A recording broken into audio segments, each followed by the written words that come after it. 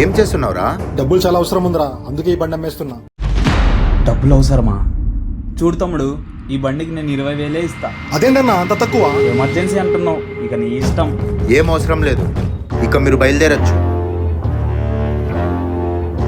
ఏంద్రా ఇలా చేసావు? రే మామ, నీ బండి బిగాలి, నాకు కొంచెం టైం ఇవ్వరా.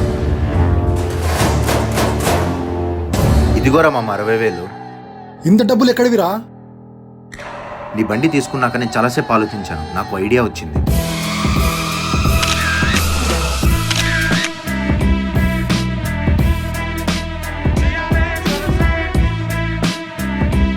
రే టోకెన్ 300 అంట.